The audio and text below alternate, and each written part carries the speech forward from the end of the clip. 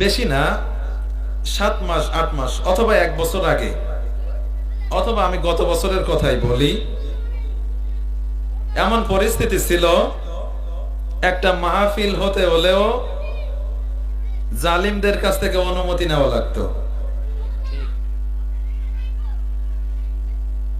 জালিমরা অনুমতি দেয়নি, মাহফিল হয়নি। তাদের অনুমতি যেটা দিয়েছে সেই মাহফিলটা হয়েছে।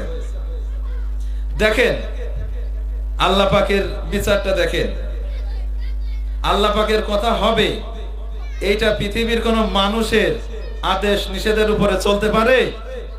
পারে না।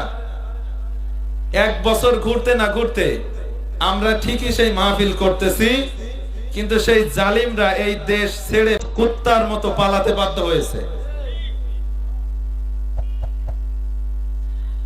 যুগে যুগে এইরকম জালিম যারাই আসবে,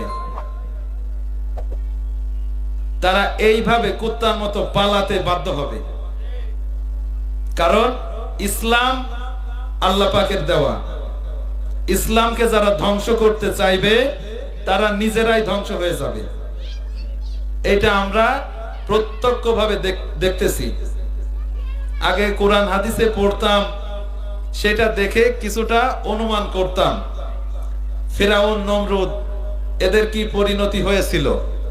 কিন্তু আল্লাহ পাক 2024 সালে ফিরআউনের পরিণতি কি হয়েছিল এটা আমাদেরকে দেখার তৌফিক দিয়েছেন।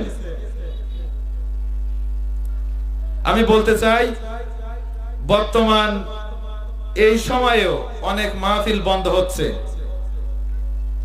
যারা এরকম আবু জাহেলের মতন ভূমিকা, শেখ হাসিনার মতন ভূমিকা পালন করবে, তাদেরকে বাংলার 20 কোটি মুসলমান এইভাবে কুকুরের মতো পালাতে বাধ্য করবে ইনশাআল্লাহ।